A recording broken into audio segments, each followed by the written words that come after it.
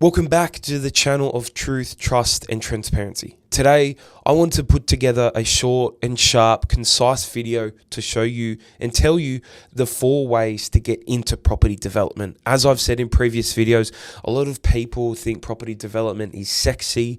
Everyone these days wants to be a developer or thinks that there's some sort of developer, when really I think there's probably 4 ways that if you're thinking about this and thinking about getting into development, I think there's 4 ways for you to be able to do it. And as you will see from today's video, some are quicker than others. However, all 4 will get you to becoming a property developer. Obviously, if you have any questions, thoughts, feelings, leave them in the comments. If you can as well, I've only just started this account, so please subscribe. I'm trying to hit 500 subscribers by the end of next month, so we will see how we go with that. But enough about the yapping. I always try to make these videos as short and concise as they can be and not pad them out like a lot of YouTube videos that I've watched. I don't have monetization turned on this channel, so whether it's 9 minutes or over the magic 10, it doesn't really bother me. The first way to get into property development is that if you currently own a developable site. Now, this could be that you are a property investor and you have bought something that is developable as part of your portfolio. It could be by accident. A lot of people that I know, by pure luck and chance, you've seen in suburbs like Rose Bay in Sydney's eastern suburbs where people have bought, within a few hundred meters of that local Rose Bay town centre shops, and they have been fortunate enough with the new LMR rezoning to come through and make them instant millionaires overnight, with some properties worth 6 mil now worth anywhere between 12 to $15 million. So how you own that site and how you've come across to own it will be, by lack of better words, it could be part of your portfolio, it could be your PPR, it could be a property that you have inherited. But one way to get into development is if you already own the site. The best part about it, and that is often one of the hardest parts about property development, is getting the actual site. From there, things start to roll on and you can run the numbers, but you can't do anything unless you have the site. So if you have the site and you want to get into property development, then you're probably going to have to look at a few of the other ways. However, the most likely approach would be for you to get advice from a town planner on the developable highest and best use of that particular site, its zonings, its FSR, what you can build and develop on it. And then you'd probably look to JV with somebody to be able to deliver that project. Now, one thing to keep in mind that around owning the developable site, depending on, what the LVR is of that site, how much debt you've got on it, how long you've owned it.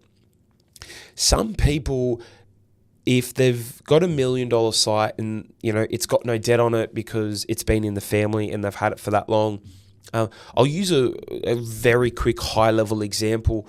So you might have that site unencumbered with no debt on it. Now, just because you can develop on it doesn't mean you actually should, because you might be able to sell that site and make $1 million. However, if you were to develop it, remember you've got all sorts of costs, you've got construction costs and all those sorts of things. By the time you do the feasibility and run the numbers, you could maybe only earn $600,000 or $800,000 if you were to develop that into, say, a townhouse project. So it's important to note that whilst you can get into the development market if you own the site, you really need to partner with someone that can crunch and show you the numbers so that you know that, hey, it makes sense for me to develop this site, or it doesn't make sense for me to develop this site. I'm actually going to sell it. I'm going to cash out that money. I'm going to use some of that money for my development project, and then I'm going to use some of that money for maybe building out a residential base. A lot of people, again, I see it all the time, they think it's sexy and they jump into it and, they own the site and they want to develop something on it. But if you don't know your numbers and you don't know exactly how much everything costs, there's a good chance that you might get 12 or 18 months down the track and then be stuck with something that you can't make any money on. So that, I've seen it all the time, especially with, say, duplexes, where they develop a duplex, there's no profit in it if they sell it. So they've basically got to hold on to it in the hope that it increases in value so they can sell it off one day. So owning a development site as part of your property portfolio, inheriting PPR in your family is one way to get into development, and then that would be how to deliver it. The second way to get into development as well is if you have the equity or the cash available. Now, typically, depending on the size of the project you require, the size of the project that you want to do or how you want to get into it will depend on how much money that you need. I always say a good sort of base to start off with is probably around that $500,000 mark. That can get you into a decent sized site and project. As I've said before, and as I'll put up at the end of this video, is one of the mistakes that people make is going too cheap. And as we know, when we go really cheap, our profit margins are razor thin, and it only takes one or two things to miss or to go wrong to eat up your entire profit margin. So I think if you had about 500K cash or equity, usable equity, that would be enough to get into a development project. Now, there's a few ways that you can do it too. You can do it the passive way, and that would be to use that cash or equity to partner up with a developer that has a project and to be an equity partner. So you can say, hey, here's my equity. I want a return of X over a 12, 18, 24 month time period. The good thing about this is it's hands off, it's extremely passive, and there's projects where over a 12 to 18 month time frame, you can earn anywhere between sort of 10% up to 15, 18, sometimes even 20% return on your money for doing nothing. Now, obviously, if you're doing it that way, you'll need to vet the developer, the projects, the builder, make sure that they know what they're doing, and you're not just giving your money over to someone that's absolutely brand new and having their first crack at this stuff, because that's a good way to lose money. But if they can demonstrate it, they have a really strong feasibility, they've got the builder selected and they have the project to run, then that might be the easiest way for you, because you're going to have that money, probably if you got it stuck in a bank, you're earning 4-5%. If it's in a property portfolio that's doing say 6 or 7% a year, it's okay, but it's a good way to get double the amount of return for doing absolutely zero work. You can probably rock up to a monthly or a bi-monthly PCG meeting, get an update on the project. And with a lot of the projects that I run and a lot of the projects that I'm focusing on, a lot of those are done in 12 to 18 months. So it's a relatively short time frame compared to, say, for example, needing a property portfolio to do 20%, that might be 3 years, 4 years away. And then, there's all sorts of ramifications around the return on that equity and it being accessible and being able to use it. So that's one way. The other way, if you have the equity or the cash available, is to obviously partner up with someone to go in and do the project as well. That's a bit more of an active approach. It requires more work, and it probably leads into one of the other ways to get into development. That would be another way to get into it. Now, the third way to get into development would be to learn and develop the skill set of property development. Now, a little bit of background about me, because I am sharing a video every day, and I think it's really cool if you guys will get to know me, and hopefully in the comments and over the chats I can get to know you guys. But for me, the way I did that was pretty simple. My second university degree was in architecture. I worked in that for a couple of years. However, I saw an opportunity come up with an eastern suburbs property developer that was doing really high-end, impressive work, that wanted the background of architecture, but also wanted someone that they can put in development. I took that opportunity with both hands. I had 4 weeks of training before my colleague went on maternity leave, and then it was on to me to learn on the job and essentially use everything that I was taught in my architecture degree, everything that I had learned from my time in as an architectural designer, and then start to learn that skill set. Now, the really good thing is to learn it that way on the job is obviously you get paid a salary, you learn how to do it, and essentially you're learning on someone else's time, getting paid for it, and you get exposure across, a whole lot of jobs with potentially a very small exposure to risk. I think the other thing worth noting there, however, is that it does take a little bit of time. So, to develop and get really good, you want to see some projects completed. So that can take anywhere between 2, 4, 5 years plus. for me, the way that I see that working is, if you want to get into it, you look for what's called an assistant development management role.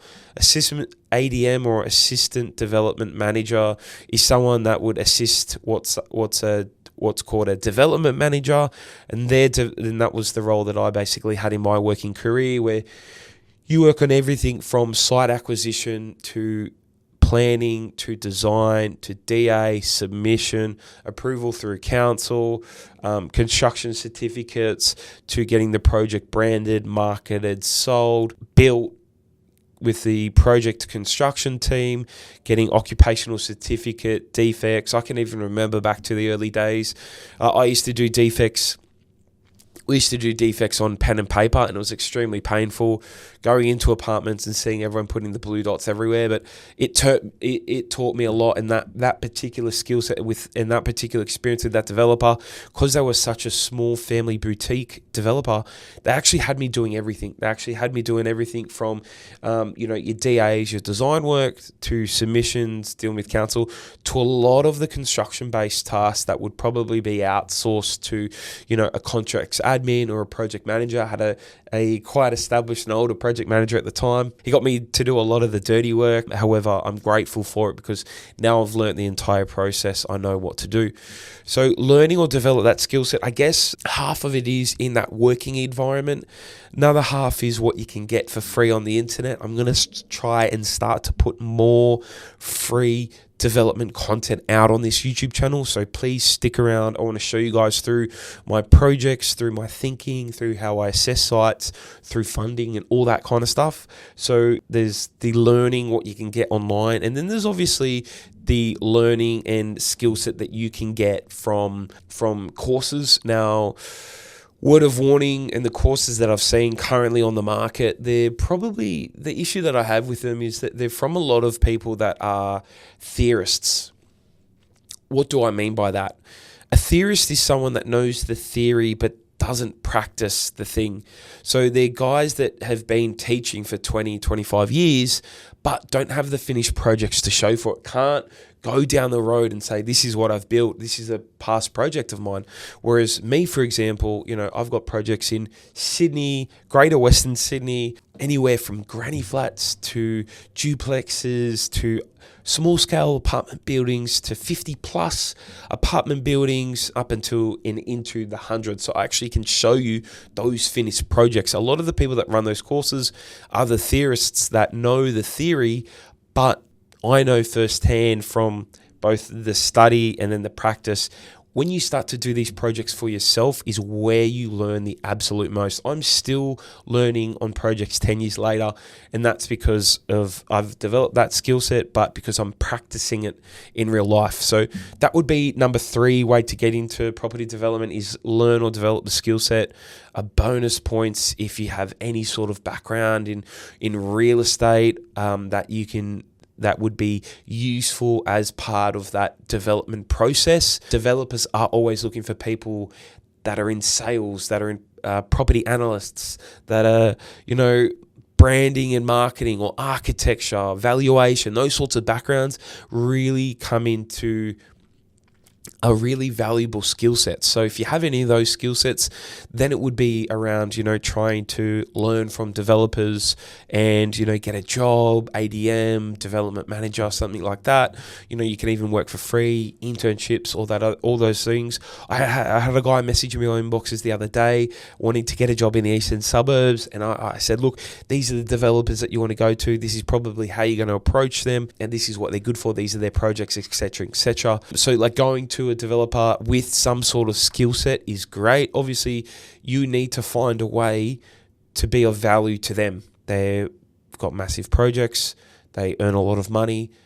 If you've got absolutely no skill set and just willing to work for free, you got to think, what value do they have? What value, do you have to a developer? It could even be working on site. I know guys that have worked on site for a couple of projects just to learn the entire process on site, and that gives them a really good understanding of everything on that development process. Fourth and final way, I guess, is to find a mentor or a development partner. What do I mean by this is you want to find someone that can mentor you. So typically someone that you can pay for a fixed time, that can dedicate some time for you, that is out there practicing, doing the type of projects that you want to do. At the moment, me personally, I'm looking at townhouses and duplex. That's my sweet spot. I've worked in the apartment space, but I know that is too big of a bite to bite off and chew to do on my own. I like Class 1As. There's generally no basements. It's pretty quick under DA, even DA conditions, and even construction a lot of the time is under 12 months. So look for a mentor or a development partner that you can come in and say, look, I'm happy to pay for your time, or I'm happy to pay to get exposure to certain parts or to help you out where I can. And if you find the right person, you can work with them. That then allows you to get into that property development game. Then you can start to learn and build that skill set and grow from there. Probably the last thing to add, I know I said there was 4 ways, but the other way to get into development is obviously if you have a bunch of these, a combination. So you've got the skill set and you have the cash or equity available, and then you can go and find your site and be able to develop your own projects. For me personally, my property journey was a little bit different to most people. I didn't want to just build out, the $300,000 houses that people have, so I can go on the podcast and get the newspaper articles of 10 properties in whatever years. That stuff, that's great for those people, but that doesn't really interest me. For me, my interest and my skill set has always been in development. I've seen them worked for guys that have made millions or tens of millions, and I mean, we've even had people on the Everything Property podcast that have made hundreds of millions of dollars, even on one site. And to me, that's the high ticket item where I think most money can be made. And so for me, it was about learning the skill set, which I did working across multiple size developers, and then when the time came, I actually had to sell off a portion of my property portfolio and use the cash I had to then buy the development site, so I could run these sites myself. And it meant giving me full control. And when I stacked up the numbers in terms of what I could earn developing for myself versus what I could earn working in an office. I've said it before as well. Everyone calls it a 9 to 5. For me, my issue was I was leaving home at 7:30 a.m. I was getting home at 6:30. So it was like a 10.5, 11 hour commitment for 5 days a week, 352 weeks in a year. For me, it didn't really work, and I could make an extremely high multiple per year or per 12 or 18 month project compared to I could slogging my ass out for another developer. So for me, it just got to that stage where property portfolio had built, was able to release enough equity because I had the skill set and I knew my numbers. I knew exactly the money that I needed to be able to then go, okay, boom, we start it. This is how we do it. This is the type of project I'm running. Had all my bases covered, and then was able to quit, pull the trigger, and now we're developing the site. So really excited to maybe bring a little bit more video content to you guys around the behind the scenes of how the development stuff works and the sites. But that would be, in my opinion, your 4 ways to get into property development, with obviously that 5th one being a bonus. But if you're out there and you're listening to this and you've got a few more questions and you really want to know something else in terms of how to get into property development, or you're just intrigued and you have more questions, leave them in the comments, or in the comments section. I do have the links of all my other social medias. So, you could come chat to me on LinkedIn, come chat to me on Instagram. YouTube is hard to have a chat on just because I think it's comments. I don't think there's that chat function yet. So if you did have questions or you want to learn a little bit more, please let me know. I'm happy to help out, and that's why I'm creating a video every single day for as long as I can hold on. So as always, guys, I really appreciate it, and I will see you tomorrow.